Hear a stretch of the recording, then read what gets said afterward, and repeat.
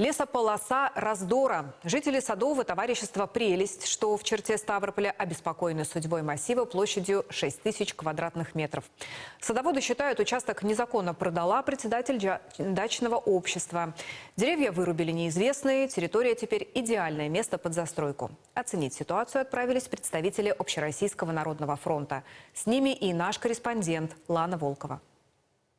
На улице минус, но, кажется, эти люди холода не ощущают. Накипело, жалуются на председателя СНТ, считают, что их попросту обвели вокруг пальца. Мы не голосовали за то, чтобы произошло отчуждение этого куска земли большого. Но помимо этого куска земли еще проданы и пожарные проезды. Идут уголовное расследование. Росреестр подтвердил, что незаконность сделки произошла с 2019 года. И последующие сделки фиксировались. 2023 год межевание, которое она устроила по нашему СНТ. Речь про вот этот участок. Под снегом не видно, но местные жители утверждают, что там то, что осталось от срубленных деревьев. Приехали неизвестные с бензопилами, и лесополосы не стало. Дачникам сказали, что у земли новый хозяин. С тех пор 2 года, как СНТшники ходят по инстанциям, обратились на прямую линию президента страны, приехали сюда эксперты ОНФ. Местные жители говорят о том, что председатель ТСЖ распорядился общей собственностью, то есть лесополосой,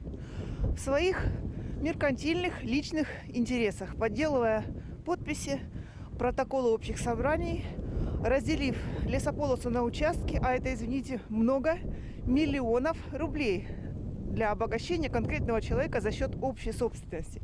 А лесополоса имеет большое значение здесь, особенно потому, что она защищает от ветра. Это легкие вот этого большого поселения, то есть источник кислорода. И люди не хотят ее терять, хотят ее восстановить и сохранить. Мы связались с председателем СНТ. Женщина представилась Ольгой Николаевной и предоставила нам документы, которые, по ее словам, доказывают ее непричастность к земельной сделке. Рассказывает, ее осуществил в 90-е прежний председатель Садового товарищества. Лесополоса давным-давно не наша. Все документы у меня есть, и я их уже неоднократно предоставляла. Лесополоса с 94 года принадлежит, ну там были разные собственники. В конце концов, она стала принадлежать Писареву Юрию, который купил эту землю с аукциона. В Волгограде был аукцион, площадка была.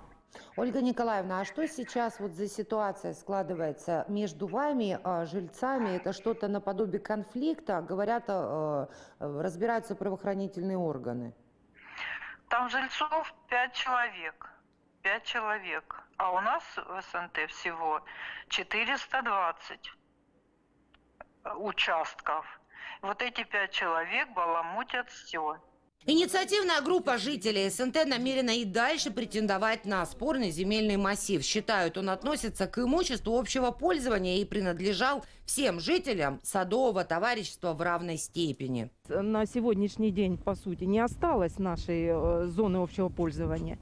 Лесополоса отрезана, пожарные проезды проданы, и мы пытаемся доказать это, и уголовное дело идет расследование. ОНФ намерен выслушать все стороны конфликта и детально изучить документацию. Сейчас эксперты готовят официальные запросы в правоохранительные органы.